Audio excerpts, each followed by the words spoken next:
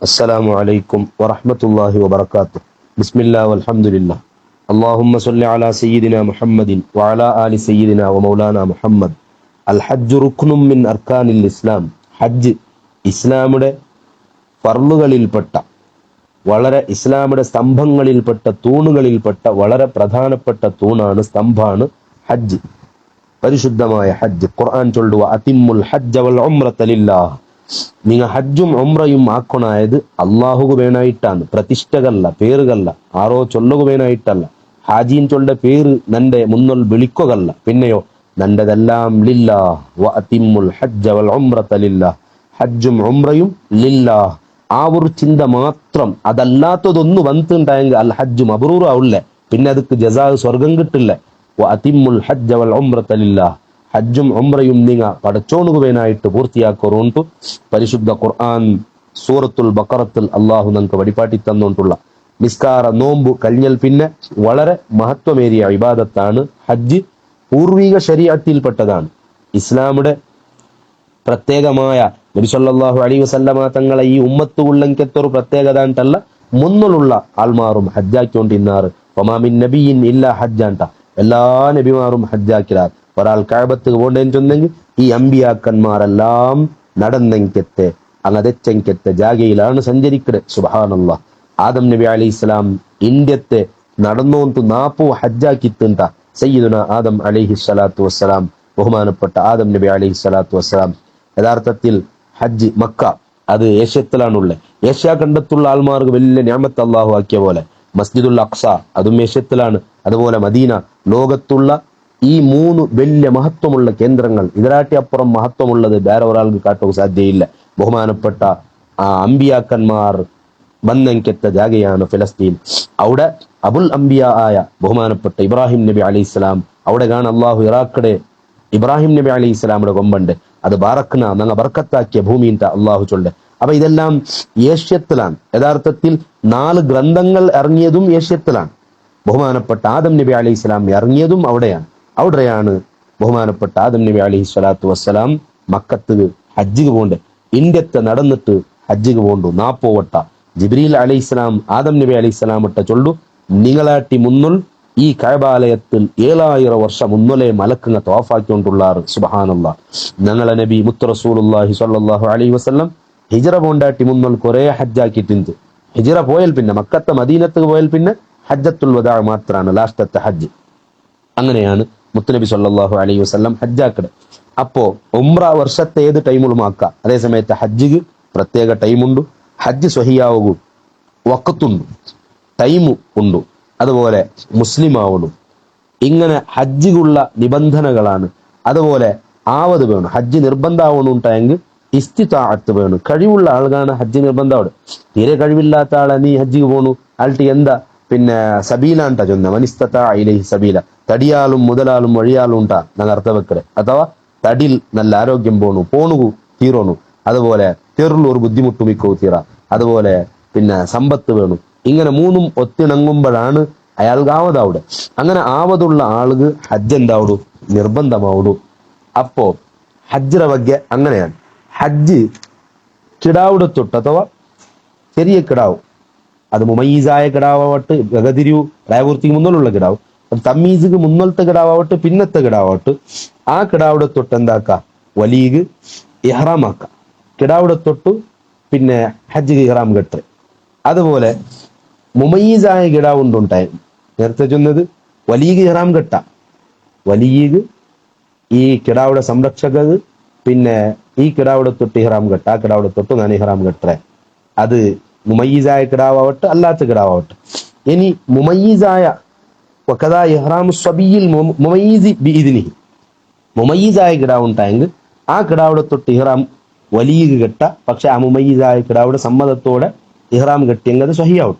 അപ്പോ മുമയ്യിസ് അല്ലാത്ത ആള് അഥവാ തമ്മീസ് മുന്നിലുള്ള ഏകദേശം 7 വർഷത്ത് മുന്നിലുള്ള കിടാവ്, ആ കിടാവിടെ ഇപ്പൊ വലിയ ഇഹ്റാം കെട്ടിത്തിന് വിചാരിക്കാം എങ്കിൽ ഈ കിടാവിടെ വിളിച്ചോണ്ടു വലിയ എന്താക്ക തവാഫാക്കും. ആ കിടാവുടെയും കൂട്ടി വലിയ തവാഫാക്കണേ. ഈ കിടാവുടെയും കൂട്ടി വലിയ എന്താക്കണേ സായിയാക്കണ വലിയാണ്. കിടാവിടെ പിടിച്ചോണ്ടു സായിയാക്ക. എന്നിട്ട് തവാഫയുടെ 2 റക്അത്ത് ഈ വലിയ ഇഹ്റാമിടെ 2 റക്അത്തും തവാഫിടെ 2 റക്അത്തും കിടാവിടെ തൊട്ട് ഓൻ നിസ്കരിക്കല്.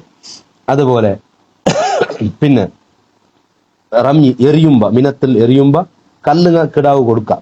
കിടാവ് തീർന്നെങ്കിൽ കിടാവിടൊട്ട് എറിയോ ചൊല്ലണം, അല്ലെങ്കിൽ കിടാവിടെ തൊട്ട് ഓനെറിയണം. അഥവാ ഓണാക്കടെങ്ങനെ ചൊന്നെങ്കിൽ ഓണിപ്പ ഇഹ്റാം കെട്ടിട്ടിക്കുവല്ലേ ഹജ്ജിക്ക്, ഓന്റെ പ്രവർത്തനങ്ങളെല്ലാം ഓന്റെ ഹജ്ജിന്റെ സ്വറ അല്ല അയൽ പിന്നെയാണ് എന്താക്കണേ ബാദ ഫീലി കുല്ലി മിൻഹ അൻ നഫ്സി. ഓൻ കിടാവിടെ തൊട്ട് തവാഫ് ആക്കണുണ്ടായെങ്കിൽ ഓന്റെ തവാഫ് ആയിട്ട് വേണം, അതിൽ പിന്നെ കിടാവിടെ തൊട്ട് തവാഫ് ആക്കുക എറിയുമ്പോ അങ്ങനെ. അതുപോലെ എവിടെയെല്ലാം ഈ കിടാവിടെ വിളിച്ച പറഞ്ഞ നിർബന്ധമായിട്ടും കൊമ്പോണ എനിക്കെത്ത ജാഗ എരിടെത്ത ജാഗ, അതുപോലെ തവാഫിലും സയ്യിലും ഇങ്ങനത്തെ ജാഗയിലെല്ലാം ഈ കിടാവിടെ ഒട്ടിಗೆ കുട്ടിയോണ്ട് പോകണം. നിർബന്ധമായി കൊമ്പോണായ ജാഗയിൽ അങ്ങനെ, സുന്നത്തായി കൊമ്പോണായ ജാഗിൽ കിടാവിടെ എല്ലാം അവിടെ ഹാജരാക്കണം. പിന്നെ മുമയ്യിസായ കിടാവുണ്ടായെങ്കിൽ, തമ്മീസ് ഉള്ള കിടാവുണ്ടായെങ്കിൽ കിടാവെ തവാഫാക്ക, അതുപോലെ നിസ്കരിക്കുക, സയ്യാക്ക, കല്ലെറിയ, അതുപോലെ പോണായ ജാഗയിൽ സ്വന്തമായിട്ട് കിടാവുകെ അപ്പുറം പോകാം. ഇനി പിന്നെ ഇപ്പൊ കിടാവിടെ തൊട്ടു ഇഹ്റാം കെട്ട വിഷയാണ് ചെന്ന്. അപ്പൊ കിടാവ് ഇഹ്റാം ആക്കിയിട്ടുണ്ടായെങ്കിൽ, പ്രായപൂർത്തിക്ക് മുന്നിലുള്ള കിടാവ് ഇഹ്റാം ആക്കിയിട്ട് ഹജ്ജാക്കിയിട്ടുണ്ടായെങ്കിൽ അത് ഇസ്ലാമിയുടെ ഫർദിനെ തൊട്ട് ബാക്കിയാവില്ലാണ്ട് അത് സുന്നത്തായിട്ട് വിടും. അതേ സമയത്ത് പ്രായപൂർത്തിയിൽ പിന്നെയാണ് ആകൃത് ഇസ്ലാമിയുടെ ഫർദിനെ തൊട്ട് വിടും. അപ്പൊ ഹജ്ജ് ഉംറ അത് വലിയ മഹത്വമുള്ളതാണ് ഹജ്ജ് ഉംറ. അപ്പൊ ആവതുള്ള ആളുകൾ ആവതാവിടെ എങ്ങനെയാണ് ചെന്നെങ്കിൽ, ഒന്ന് സ്വന്തം മൗനുകാവതുണ്ട്, അല്ലെങ്കിൽ പിന്നൊരാളെ കൊണ്ടാവതുണ്ട്. സ്വന്തം ആവതാവിടെ എങ്ങനെയാണ് ചെന്നെങ്കിൽ അയാൾക്ക് പോണുള്ള ഭക്ഷണങ്ങളുണ്ട്. അതുപോലെ ഓന്റെ ആശ്രിതരായത്തുള്ള അങ്ക് പേനായ ചെലവും വിട്ടുപോണു. ഓൻ പോയത് മുതൽ ബണ്ടവർത്തോളമുള്ള അങ്ക് ചെലവ് അങ്ങ് പട്ടിണിയാവൂ തീരാ. രണ്ടാമത് ഓൻ ദൂറാണ് മക്കത്തൊട്ട്, അഥവാ ഒരു 132 കിലോമീറ്റർ ഇപ്പറാണ് എങ്കിൽ അയാൾക്ക് വാഹനം വേണം. അത് ആവതവിടെ അങ്ങനെയാണ്, മക്കത്തെ തൊട്ട് ദൂറാണ്. അല്ലെങ്കിൽ മക്കത്തെ മുട്ടമേ കൊണ്ട് പോണുകാവില്ല, അയാൾക്ക് ദുർബലനാണ്, നടക്കുകയാവില്ല എങ്കിൽ അയാൾക്ക് വാഹനം വേണം. അതാ കഴിവ് പണ്ട് എങ്ങനെയാണ് അതിനെയാണ് വിശദീകരിച്ചുകൊണ്ടുള്ളത്. അതുപോലെ പിന്നെ പോണ്ട തെറു അതിൽ ഒരു ബുദ്ധിമുട്ടുമില്ല, പ്രയാസവുമില്ല, അതും വേണു. ശരീരത്തിന് നല്ല കൂവത്ത് വേണു, ശക്തി വേണു. അപ്പൊ അതെല്ലാം ഇസ്തിത്താഴത്തിൽ പെട്ടിട്ട്. അപ്പൊ ഇത് കഴിഞ്ഞാൽ പിന്നെ ഫോണുകുള്ള സമയം കിട്ടണു. ഓണു ഇത് ആവതാവുമ്പമേ ദുൽഹിജ്ജ 8 പേരിക്കാം, അല്ലെങ്കിൽ ഒലിമ്പായിട് ഊടറവിടെ പോണെങ്കിൽ സൗകര്യങ്ങളില്ല. പിന്നെ അത് നിർബന്ധത്തിന് ചൊല്ലുകാവില്ലേ. അപ്പൊ ഇതെല്ലാം ആയിട്ട് പിന്നെ സൗകര്യമായാൽ പിന്നെ അവിടെ മക്കത്ത് പോണ്ടെങ്കിലത്തെ ആ ഒരു സാധ്യതയും വേണം, ടൈമും വേണം.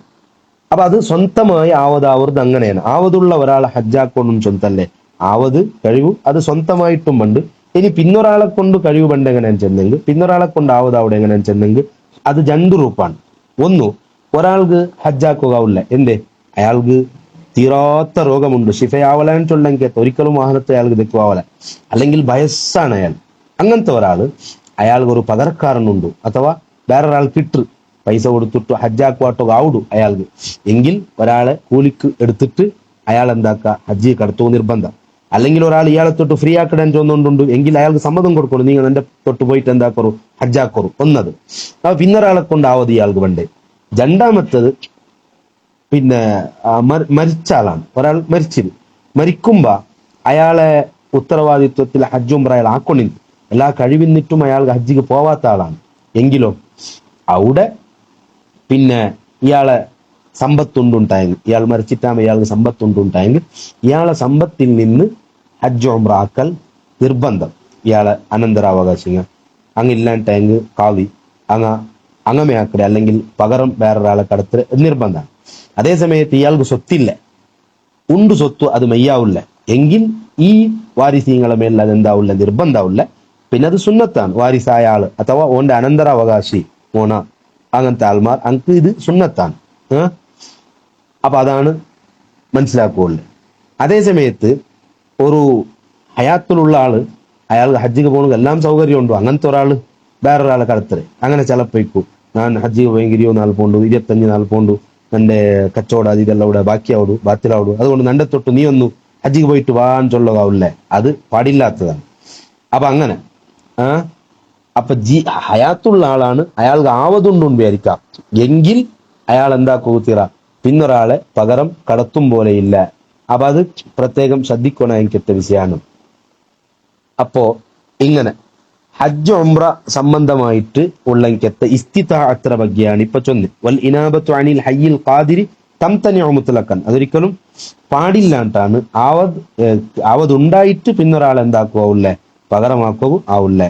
അതേസമയത്ത് ഒരാൾ അശക്തനാണ്, നേരത്തെ ചൊന്നല്ല, അയാൾക്ക് തീരില്ല എങ്കിൽ ഫർലായ ഹജ്ജിൻ ടാങ്ക് അയാൾ വേറൊരാളെ പകരാക്കുക നിർബന്ധമാണ്. ഇനിയോ സുന്നത്തായ ഹജ്ജാണ്, രണ്ടാമത് പോണു എങ്കിൽ പിന്നൊരാൾ എന്താക്ക, പകരം അയാൾക്ക് കടത്താം. പകരം കടത്തുക പറ്റും. അപ്പൊ അങ്ങനെ ഇനി അതാണ് ഇസ്തിത്താഅത്ര മസ്അല. ഇനിയുള്ളത് ഹജ്ജിലെ ഫർളുകൾ, അതുപോലെ ഹജ്ജിലെ കഡായ കർമ്മങ്ങൾ. അപ്പൊ മൊത്തത്തിൽ ചൊന്നത് ഹജ്ജ് ഉംറത്തെ നിബന്ധനകളാണ് വിശദീകരിച്ചുകൊണ്ടുള്ളത്. ഹജ്ജ് ഉംറത്തെ നിബന്ധന ചൊന്തു.